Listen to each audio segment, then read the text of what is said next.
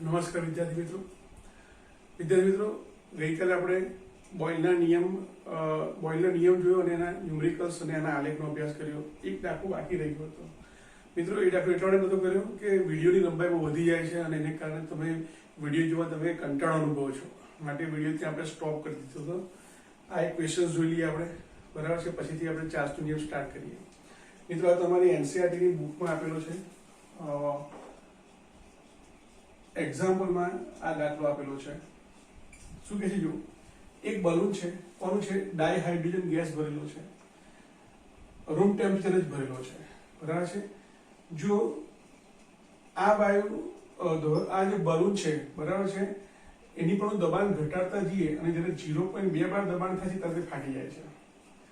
ઓરડાના તાપમાને ભરેલો છે તે વખતેનું દબાણ કેટલું છે? એની ઉપરનું 1 બાર દબાણ છે, બરાબર છે? અને તે વખતે તેનું કદ કેટલું છે?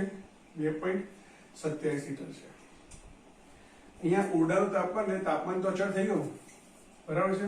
તો હવે શું કહે છે? શરૂઆતમાં એટલે કે ઇનિશિયલ સ્ટેજ ઉપર જ્યારે ઓરડાના તાપમાને બલૂનને એસ્ટોથી ભર્યો છે ત્યારે એનું કદ કેટલું છે? 2.27 લિટર છે. અને એની ઉપરનું દબાણ, બલૂન ઉપરનું દબાણ કેટલું છે? 1 બાર દબાણ છે. એટલે કે આવું કહેવા માંગે છે મિત્રો કે સપોઝ આ બલૂન છે, ધારો કે આ પ્રકારનું એક બલૂન છે.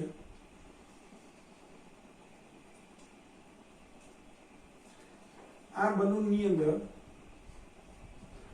જે વાયુ છે એનું કદ કેટલું છે? 2.27 લિટર છે મિત્રો, બરાબર છે? અને એની ઉપરનું જે પ્રેશર છે હવાનું એ કેટલું છે? 1 બાર દબાણ છે. હવે શું કહે છે કે જો એની ઉપરનું દબાણ ઘટાડવામાં આવે એટલે કે 0.2 બાર દબાણ થાય. હવે 0.2 બાર દબાણ થાય એનો અર્થ શું થયો કે દબાણ ઘટ્યું તો કદ શું થાય? વધે, એટલે કે ફુગ્ગો વિસ્તરે છે. 0.2 બાર દબાણ જ્યારે થાય ત્યારે ફુગ્ગો બહુ જ ફૂલી જાય છે અને તે ફાટી જાય છે. 0.2 બાર દબાણ એટલે જસ્ટ ઇમેજિન કરો કે આ ફુગ્ગો છે, આ ફુગ્ગો ફૂલી ગયો છે, આ રીતે આ પ્રકારે ફૂલી ગયો છે, બરાબર છે? હવે જ્યારે આનું દબાણ જ્યારે 0.2 બાર થાય છે ત્યારે એનું એટલું બધું કદ થઈ જાય છે કે એને કારણે ફાટી જાય છે, બરાબર છે? એટલે આ P2 થઈ ગયો, બરાબર છે? અહીંયા શું છે? તો કે આ P1 છે, આ P1 છે, આ P1 છે. પણ જો એની ઉપરનું પ્રેશર, પ્રેશર છે એની ઉપરનું છે ને, તો આ પ્રેશર અહીંયા ઉપરનું છે. કયું પ્રેશર છે? અહીંયા જે પ્રેશર લાગે છે ને એ પ્રેશર કેટલું છે? 0.2 બાર છે, બરાબર છે? તો 0.2 બાર એટલું તો ફૂલી જાય છે કે ફાટી જાય છે. એનો અર્થ એવો થયો કે 0.2 બાર જો દબાણ કરવામાં આવે તો ફાટી જાય. તો 0.2 બાર દબાણે જે કદ છે એના કરતા થોડું ઓછું કદ ધરાવતું જ્યારે ફુગ્ગો ફૂલી જાય, બરાબર છે, ત્યાર પછી દબાણ વધારવામાં ના આવે તો એ ફુગ્ગો એટલો વિસ્તારી શકાય ટૂંકમાં. તો અહીંયા આપણે લખીએ બોયલના નિયમ મુજબ. બોયલના નિયમ મુજબ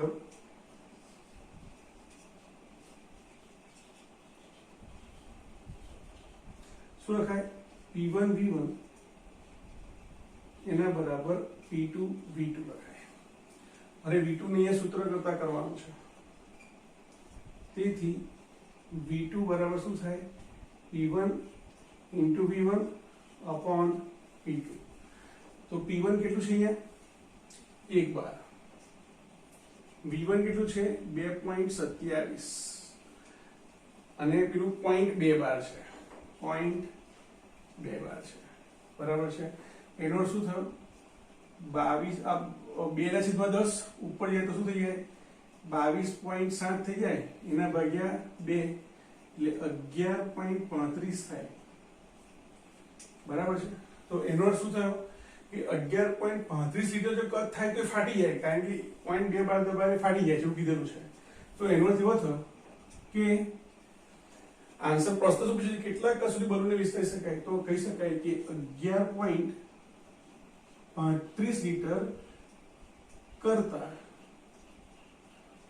સહેજ ઓછા કદ સુધીને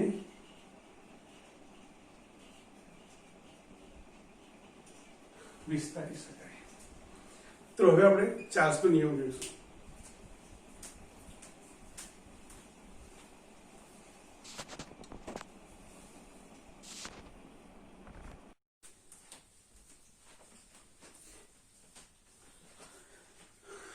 મિત્રો, તો આપણે ચાર્લ્સના નિયમની વાત કરીએ તો 1787માં ચાર્લ્સ નામના વૈજ્ઞાનિકે નિયત દબાણે, નિશ્ચિત દબાણે એટલે કે અચળ દબાણે વાયુના કદ અને તાપમાન વચ્ચેનો સંબંધ પ્રસ્થાપિત કર્યો હતો મિત્રો, જે ચાર્લ્સના નિયમ તરીકે ઓળખાય છે મિત્રો.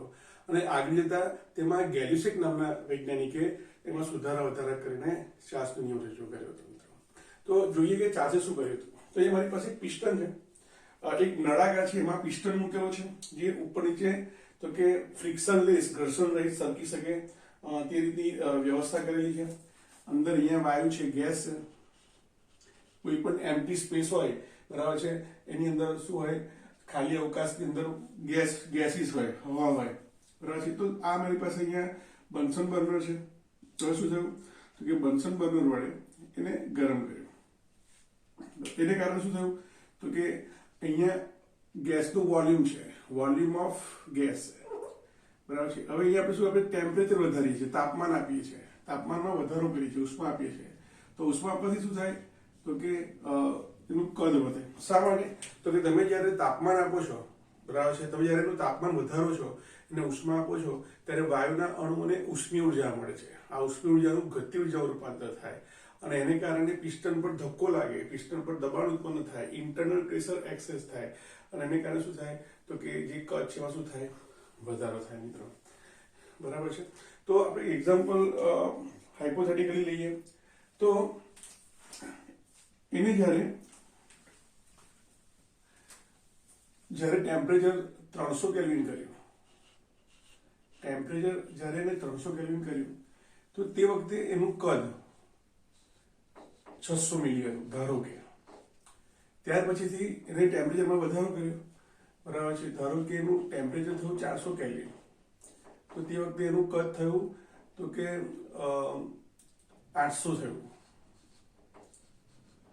અને જ્યારે એનું ટેમ્પરેચર એને 500 કેલ્વિન કર્યું તો તે વખતે ધારો કે એનું કદ થયું 1000 ml, બરાબર છે. આ શું છે, ટેમ્પરેચર છે. આ જો તમે ટેમ્પરેચરમાં લીધું છે આપણે, કેલ્વિનમાં લીધેલું છે, નિરપેક્ષ તાપમાન લીધેલું છે આપણે, બરાબર છે. અને આ તેનું કદ છે. તો તમે અહીંયા જોઈ શકો છો કે 600 ભાગ્યા 300 કરો, 800 ભાગ્યા 400 કરો, 1000 ભાગ્યા 500 કરો, બરાબર છે. એટલે કે V/T નો ગુણોત્તર કેવો મળ્યો, 600 ભાગ્યા 300 એટલે 600 ભાગ્યા 300 કર્યું એટલે 2 મળ્યું, 800 ભાગ્યા 400 કર્યું તો 2 મળ્યું, 1000 ભાગ્યા 500 કર્યું તો 2 મળ્યું.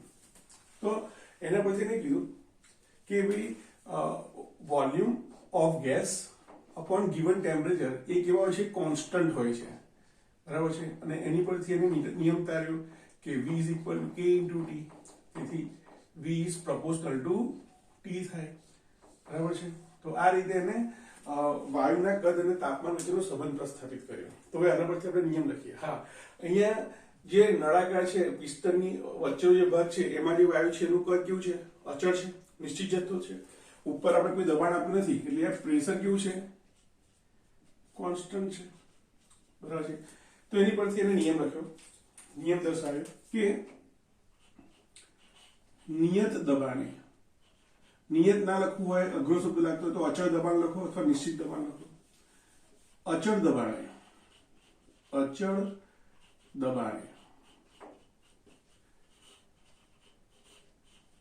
નિશ્ચિત જથ્થાના વાયુનું કદ એ નિરપેક્ષ તાપમાનના, આ શબ્દ ખાસ યાદ રાખજો મિત્રો. તાપમાન છે પણ કેવું તાપમાન છે, નિરપેક્ષ તાપમાન.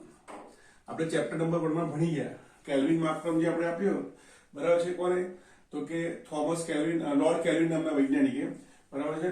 તો એના પરથી આપણે નિરપેક્ષ તાપમાન વિશે તો આપણે ભણી ગયા છે.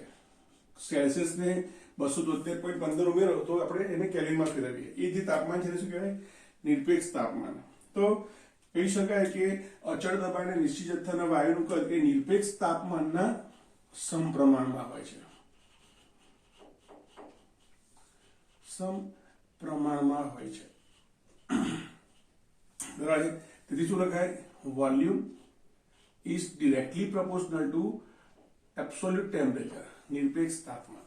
જ્યાં અચળ શું છે? નિશ્ચિત જથ્થાનો વાયુ છે, એટલે વાયુનું કદ, વાયુનું દળ, વાયુની મૂળ, વાયુની સંખ્યા અચળ છે, અણુઓની સંખ્યા, અને બીજું પ્રેશર છે કેવું છે? અચળ છે. આ રીતે. હવે ચલાસી કાઢી નાખીએ તો શું લખાય? V is equal to K into T, જ્યાં K શું છે? સપ્રમાણતા અચળાંક છે.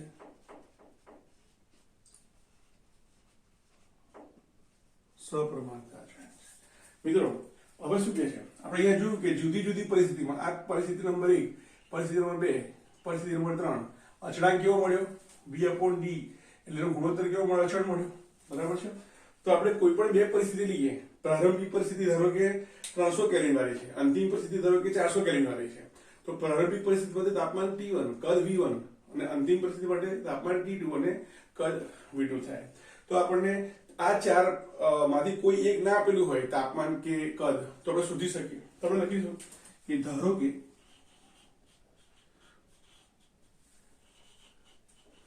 પ્રારંભિક પરિસ્થિતિમાં અચળ દબાણે, એ લખતો નથી હું, પ્રારંભિક પરિસ્થિતિમાં તાપમાન અને કદ અનુક્રમે V1 અને T1 છે, તથા T1 તથા અંતિમ પરિસ્થિતિમાં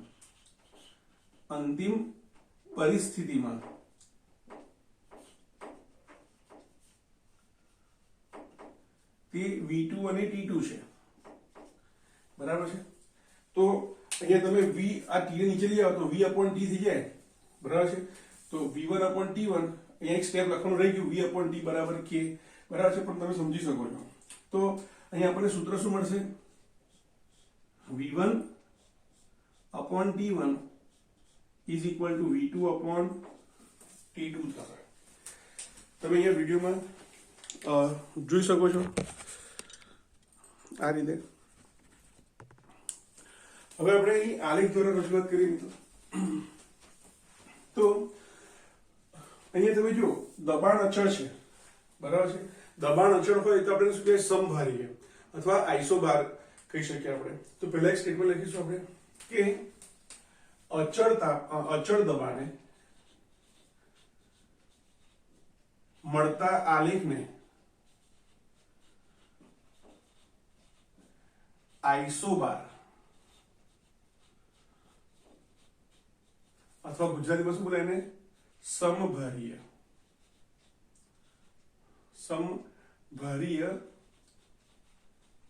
આલેખ કહે છે.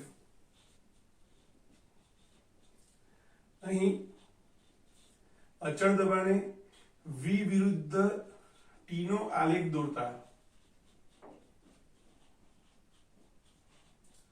તે સીધી રેખા મળે છે. આલેખ દોરતા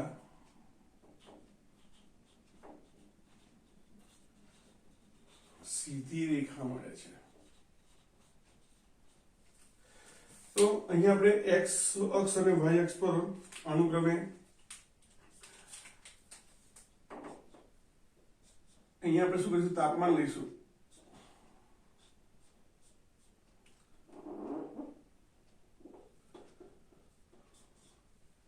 અહીંયા આપણે વોલ્યુમ લઈશું. બરાબર છે. તો એટલે જોયું કે ધારો કે અહીંયા તમે જો, અહીંયા તમે જો 300 કેલ્વિન છે, 400 કેલ્વિન છે, 500 કેલ્વિન છે. તમે સેલ્સિયસમાં ફેરવો તો આ કેટલું થઈ જશે? 27 ડિગ્રી સેલ્સિયસ થશે. 273 વડે બાદ કરો, 273 વડે તો શું થશે? તો કે 273 માંથી 7 જાય એટલે 27 થશે.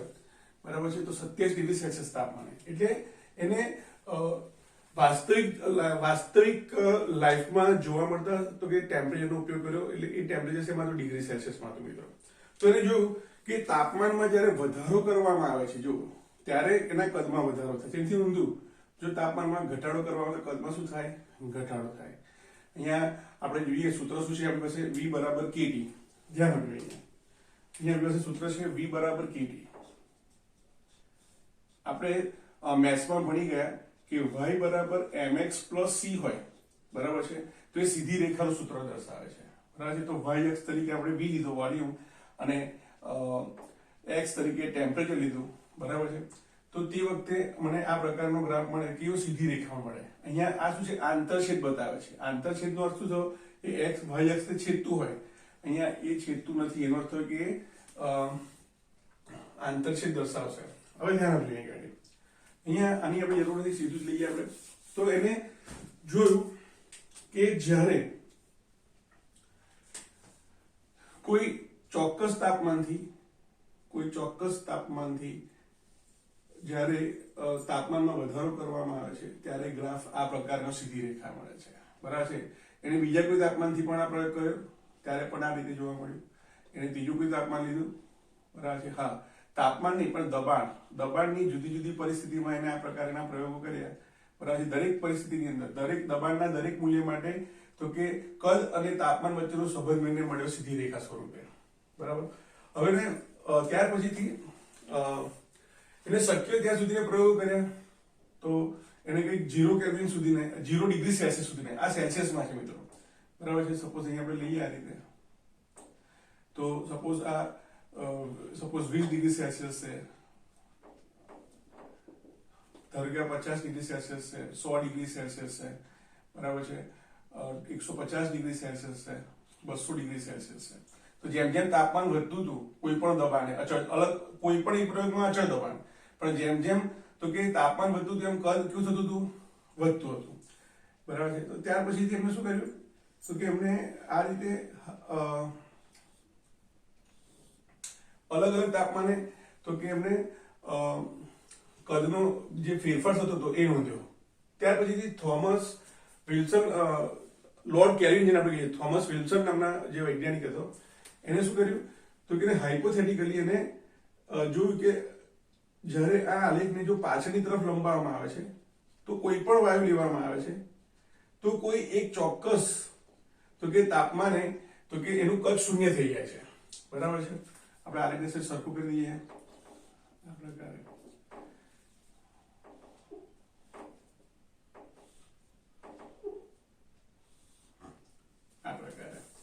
તો આ જે તાપમાન હતું એ હતું -273 ડિગ્રી સેલ્સિયસ, -273.15 ડિગ્રી સેલ્સિયસ તાપમાને કોઈ પણ વાયુ હોય એને તાપમાનમાં ઘટાડો કરવામાં આવે અને જ્યારે -273.15 ડિગ્રી સેલ્સિયસ તાપમાન થાય તો કોઈ પણ પ્રકારનો વાયુ હોય એનું કદ 0 થઈ જાય. વાસ્તવમાં શક્ય નથી, પરંતુ હાઇપોથેટિકલી જ્યારે કોઈ પણ વાયુ માટે કોઈ પણ દબાણે જ્યારે એના તાપમાનમાં ફેરફાર કરવામાં આવે છે, ઘટાડો કરવામાં આવે છે, ત્યારે એ -200 ત્યારે તે જે આલેખ મળે સીધી રેખામાં એને આપણે હાઇપોથેટિકલી જ્યારે આપણે એને પાછલી તરફ x અક્ષ પર લંબાવીએ છીએ ત્યારે -273.15 ડિગ્રી સેલ્સિયસ તાપમાને એ છેદે છે.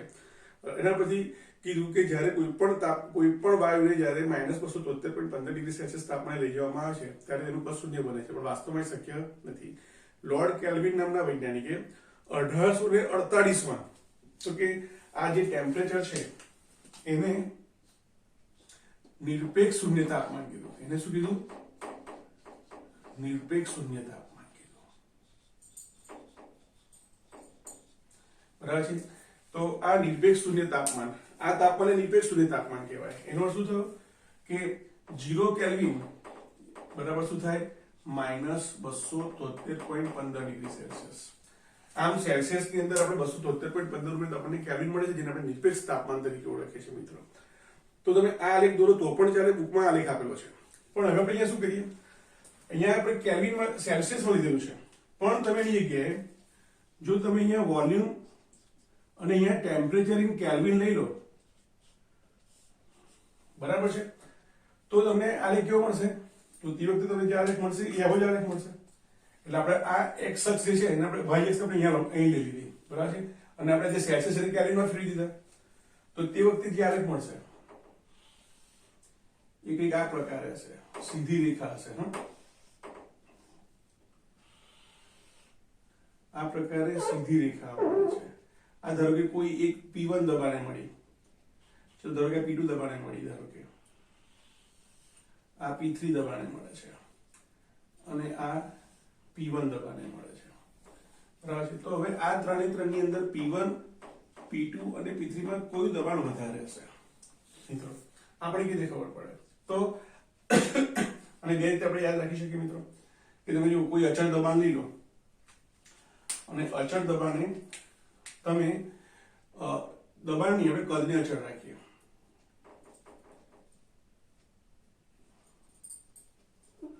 અહીંયાથી લઈએ આપણે આ રીતે.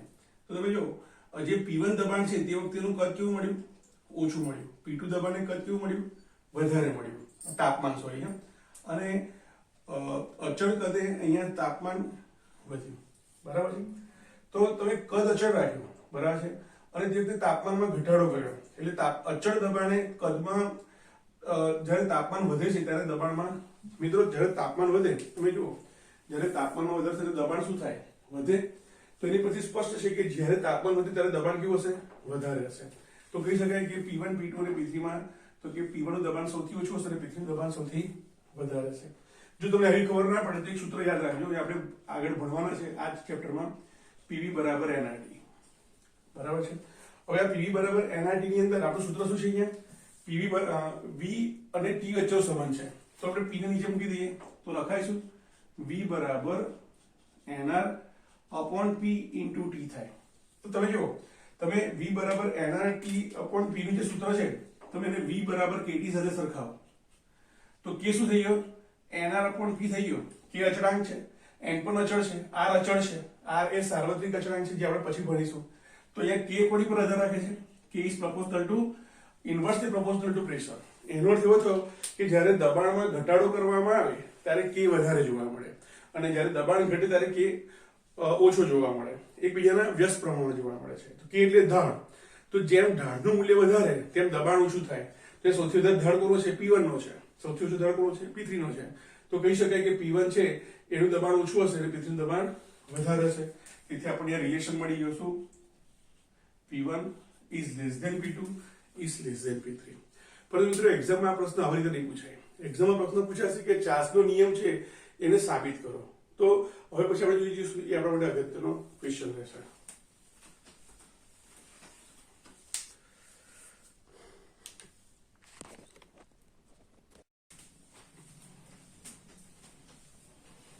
તો મિત્રો ચાર્લ્સ અને ગેલ્યુસેક બંને સ્વતંત્ર રીતે તેમના પ્રયોગો કર્યા અને પ્રયોગોના અનુસંધાનમાં બરાબર છે તેમને જોયું કે જ્યારે તાપમાનમાં ઘટાડો કરવામાં આવે છે ત્યારે વાયુનું કદ ઘટે છે નિશ્ચિત જથ્થાનું, બરાબર છે, અચળ દબાણ રૂમ ટેમ્પરેચર જ છે, હું તાપમાનમાં ઘટાડો કરું છું તો દબાણ ઘટે છે, વાયુનું કદ ઘટે છે, અને જો હું તાપમાનમાં વધારો કરું છું તો વાયુનું કદ વધે છે. મિત્રો તમે આ પ્રયોગ ઘરે પણ કરી શકો છો. અત્યારે તો આમ પણ આપણે ઘરે જ છીએ.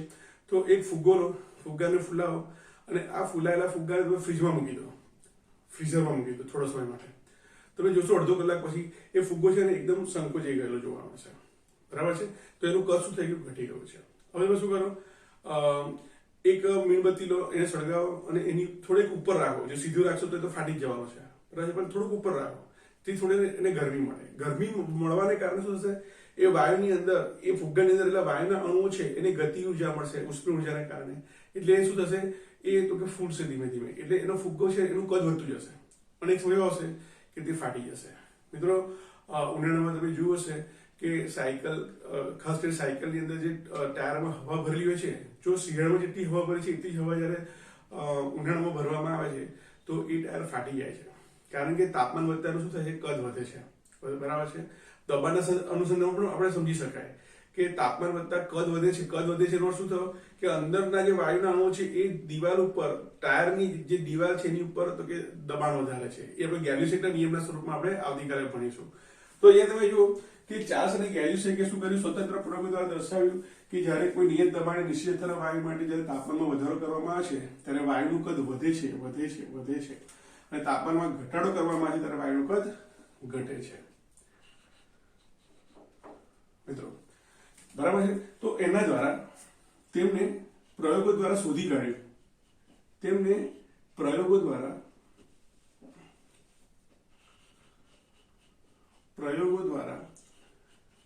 શોધી કાઢ્યું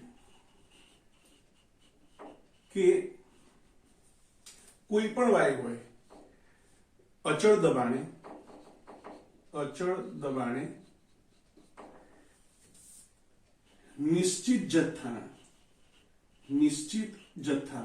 અથવા નિયત જથ્થાના કોઈ પણ વાયુના, મિત્રો હવે સ્ટેટમેન્ટ બહુ યાદ રાખવા જેવું છે, નિશ્ચિત જથ્થાના કોઈ પણ વાયુ માટે અથવા કોઈ પણ વાયુના કદમાં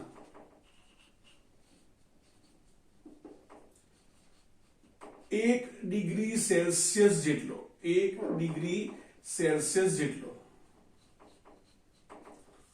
વધારો કરવામાં આવે અથવા ઘટાડો પણ લઈ શકાય, પણ આપણે એક જ સ્ટેટમેન્ટમાં એક જ ફોર્મમાં લઈએ આપણે કે વધારો કરવામાં આવે તો કદમાં શું થશે? વધારો થશે. તો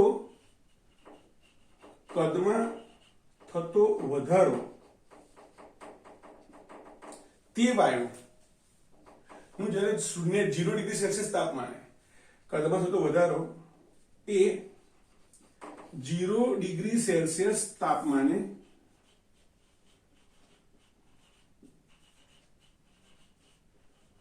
વાયુનું જે કદ હશે, બરાબર છે, એના 1/273 ભાગ જેટલો વધારો જોવા મળે છે.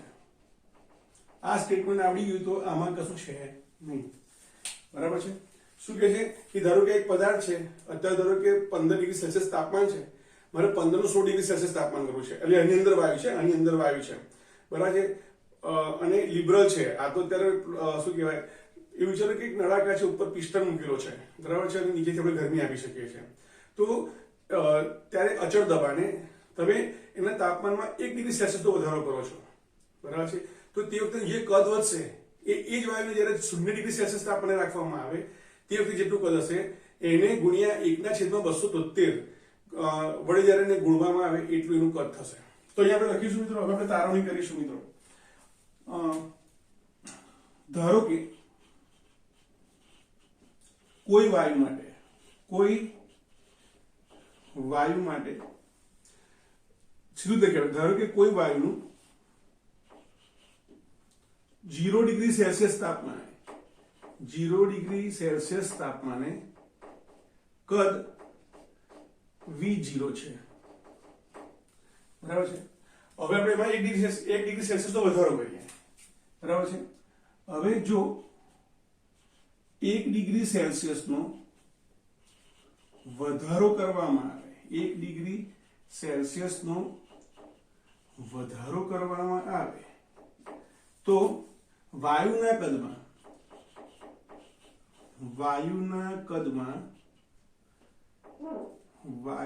કદમાં થતો વધારો કેટલો હશે? તો કે 0 ડિગ્રી સેલ્સિયસ તાપમાને કદ કેટલું છે? V0 છે. હવે 1 ડિગ્રી સેલ્સિયસ વધારો છે તો એની અંદર કેટલો વધારો થાય છે? તો કે 1/273.15 ભાગ જેટલો. એક્ઝેક્ટલી શું થાય? 273.15 ભાગ જેટલો વધારો થાય છે, બરાબર છે, 1 ડિગ્રી સેલ્સિયસ. તો જો T ડિગ્રી સેલ્સિયસ કરો તો કેટલો થાય?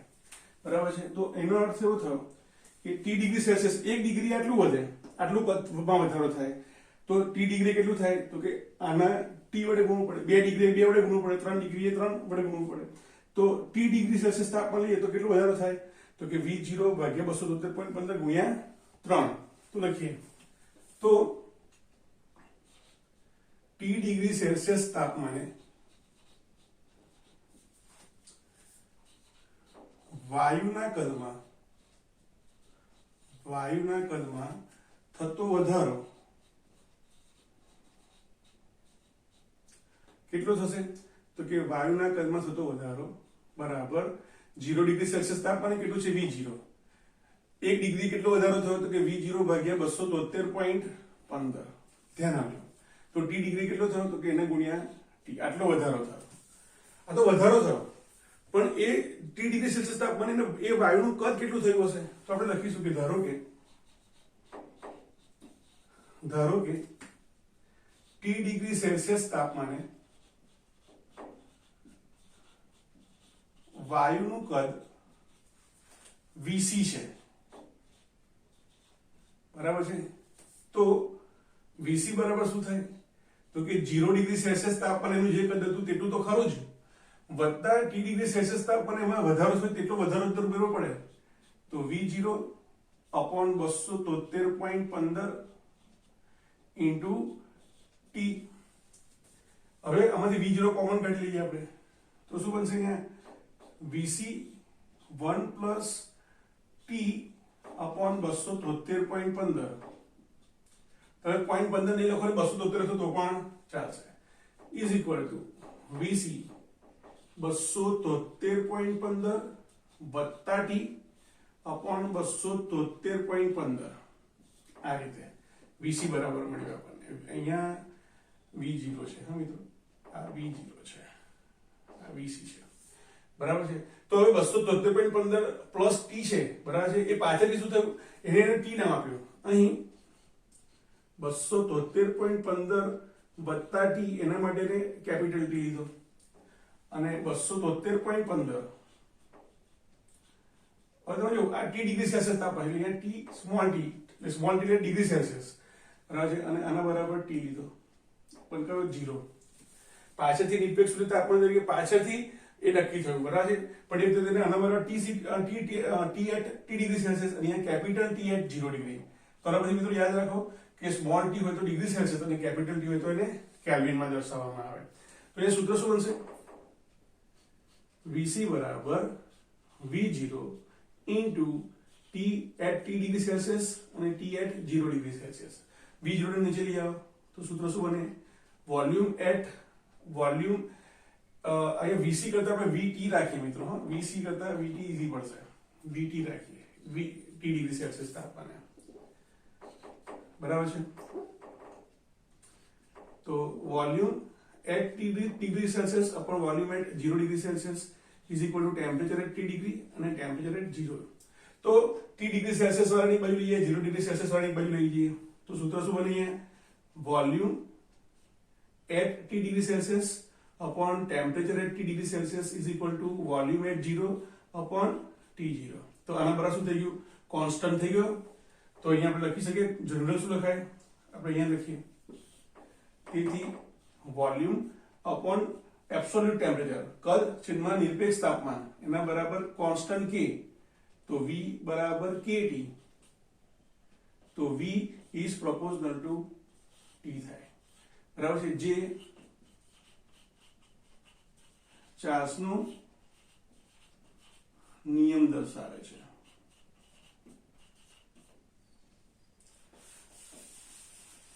જે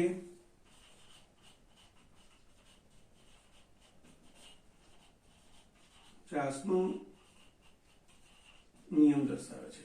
એક્ઝામમાં પ્રશ્ન પૂછાય તો તમારે આ રીતે લખવાનું રહેશે અને પછી તમારે નિયમ લખવાનું, શું નિયત દબાણે નિશ્ચિત જથ્થાના વાયુનું કદ એ તેના નિરપેક્ષ તાપમાનના સમપ્રમાણમાં હોય છે।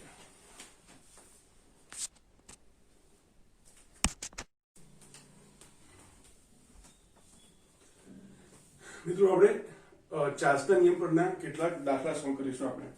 તો તમે જો પહેલો ક્વેશ્ચન છે એની અંદર શું આપેલું છે તો કે 127 ડિગ્રી સેલ્સિયસ તાપમાને ઓક્સિજન વાયુનું કદ 3 લિટર છે। પહેલી કન્ડિશનમાં તમને આપેલું છે ટેમ્પરેચર અને વોલ્યુમ, હવે શું કહે કદ અડધું કરવામાં તો તાપમાન કેટલું થશે। મિત્રો અહીંયા તમે જોઈ શકો છો દબાણનો કોઈ ઉલ્લેખ કરેલો નથી એટલે દબાણ અહીંયા કેવું છે અચળ છે। તો અહીંયા આપણે અચળ દબાણ હોય અને કદ અને તાપમાનનો સંબંધ કોને આપ્યો તો કે ચાર્લ્સ નામના વૈજ્ઞાનિકે આપ્યો। તો પહેલા આપણે કન્ડિશન્સ લખીશું શું આપેલી છે તો કે પહેલી કન્ડિશનની અંદર V1 ઇઝ ઇક્વલ ટુ શું છે 3 લિટર છે અને T1 is equal two 127 degree Celsius છે। સારું, બીજી કન્ડિશનમાં શું કહે છે કે જો તેનું કદ અડધું કરવામાં આવે તો તાપમાન કેટલું થશે। કદ કેટલું કરવાનું છે અડધું કરવાનું છે એટલે 3 લિટર છે જગ્યાએ શું લખાય 1.5 લિટર કરવાનું છે। તો તે વખતે આ V2 થઈ જશે, તો તે વખતે ટેમ્પરેચર કેટલું હશે, બરાબર છે। તો ચાર્લ્સનો નિયમ શું કહે છે તો કે ચાર્લ્સના નિયમ મુજબ ચાર્લ્સનો નિયમ શું છે તો કે V proportional to T, તો v અને t નો ગુણોત્તર કેવો હોય? અચળ હોય. તો v1 upon t1 એના બરાબર v2 upon t2 બરાબર છે. તો અહીંયા મારે સૂત્ર કરતા કોને કરવો પડશે? t2 ને. તો t2 is equal to what? હવે તમે ધ્યાન આપો મિત્રો, અહીંયા ટેમ્પરેચર શું છે? ડિગ્રી સેલ્સિયસમાં કર્યું છે. તો મારે એને શું કરવું પડશે? નિરપેક્ષ તાપમાનમાં ફેરવવું પડશે. એટલે પહેલા તો મારે એને કેલ્વિનમાં ફેરવવું પડશે. તો અહીંયા આપણે પહેલા કેલ્વિનમાં ફેરવી દઈએ. તો 127 ડિગ્રી સેલ્સિયસ વત્તા 273. તો 73 અને 27 એટલે 100 બરાબર છે. 400 કેલ્વિન થશે. અહીંયા તાપમાન કેટલું થશે? 400 કેલ્વિન થશે. સારું, હવે આપણે લખીશું કે ચાર્લ્સના નિયમ મુજબ શું લખાશે? તો કે v1 upon t1 is equal to v2 upon t2. સારું, હવે આપણે સૂત્ર કરતા કરીએ t2 ને. તો t2 ને સૂત્ર કરતા કરીએ તો t2 is equal to શું થાય? t2 આ બાજુ આવે અને આ બંને સામેની તરફ જશે. તો v2 જે છેદમાં છે ગુણાકારમાં જાય અને જે અંશમાં છે એ નીચે જશે. v1 બરાબર. તો v2 કેટલું છે? 1.5 લિટર. t1 કેટલું છે? 400 કેલ્વિન. અને નીચે તો કે 3. તો 1.5 ગુણ્યા 2 3 થાય બરાબર છે. તો કેટલું થશે? અહીંયા તાપમાન 200 કેલ્વિન થશે. તમને અહીંયા સેલ્સિયસમાં તાપમાન આપ્યું, તમારા આન્સર સેલ્સિયસમાં લાવવા પડે. તો આપણે શું કરીએ એને? તો કે 200 કેલ્વિન જે છે બરાબર છે એને આપણે 273 વડે માઇનસ કરી નાખીએ બરાબર છે. તો 200 માંથી 273 માઇનસ 73 ડિગ્રી સેલ્સિયસ જવાબ આવે. એટલે જે આપણે આન્સર લખવાનું હંમેશા ભૂલવાનું નહીં. એટલે લખીશું આપણે કે તાપમાન -73 ડિગ્રી સેલ્સિયસ કરવું પડે. આન્સર હંમેશા સેન્ટેન્સમાં લખવાનો આગ્રહ રાખવાનો, જો પૂરા માર્ક્સ જોઈતા હોય તો. બીજો પ્રશ્ન તમને અહીંયા કહી દીધું છે કે અચળ દબાણ છે. સારું, તાપમાન 125 ડિગ્રી સેલ્સિયસ છે. 2 લિટર કદનું હિલિયમ વાયુને ભરેલું છે કોઈ સિલિન્ડરમાં, કોઈ પાત્રમાં. તો તેનું તાપમાન સેલ્સિયસમાં બમણું કરવામાં આવે બરાબર છે. તો તેનું કદ કેટલા લિટર થશે? એટલે કેટલા લિટર કદના પાત્રમાં ભરવું પડશે? તો અહીંયા આપણને કન્ડિશન્સ આપેલી છે કે ભાઈ T1 is equal to એક કામ કરીએ, પહેલા V1 લખી દઈએ કે વચ્ચે નડશે આપણને. તો V1 is equal to 2 litre. T1 is equal to શું છે? 125 ડિગ્રી સેલ્સિયસ. 125 ડિગ્રી સેલ્સિયસ બરાબર છે. બીજી કન્ડિશનમાં જોઈએ તો V2 શોધવાનું છે અને T2 કેટલું આપેલું છે? તો કે T2 ડબલ છે 125 નું, એટલે 125 ગુણ્યા 2 બરાબર 250 ડિગ્રી સેલ્સિયસ. હવે આપણે તો કેલ્વિનમાં લાવવું પડશે ને, તો આપણે નિરપેક્ષ તાપમાન જોઈએ છે. એટલે અહીંયા આપણે શું કરીએ? 273 વડે એને 273 ને એડ કરી દઈએ. તો 273 ને એડ કરી તો અહીંયા શું આવશે? 5 ને 3 8, 7 ને 2 9, 2 ને 1 3, 398 કેલ્વિન આવશે બરાબર છે. અને અહીંયા 250 વત્તા 273 બરાબર છે. તો આપણને કેલ્વિન કેટલા મળશે અહીંયા? તો કે 3 7 ને 5 12 2 વધી 1 2 4 ને 5 523 કેલ્વિન તાપમાન થશે. હવે તો કે હવે ચાર્લ્સનો નિયમ લખીએ આપણે. અહીંયા જગ્યા ઓછી છે, હું ડાયરેક્ટ લખી દઉં છું અત્યારે.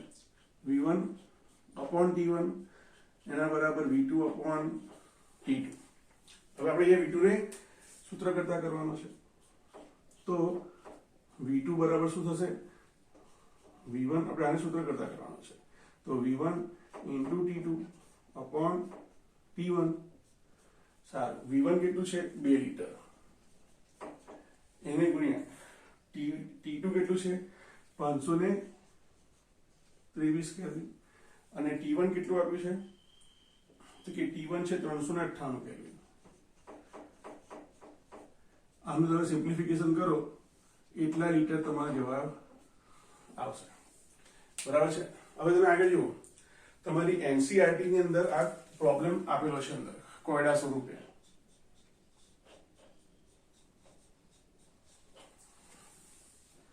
શું કહે છે?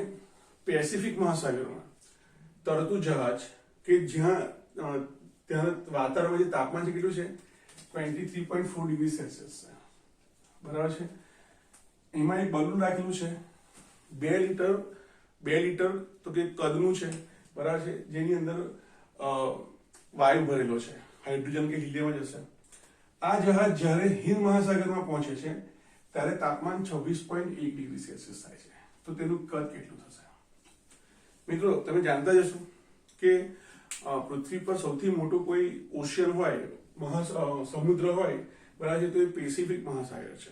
પેસિફિક મહાસાગર સૌથી મોટો અને સૌથી ઊંડાઈ ધરાવતો મહાસાગર છે, દરિયો છે.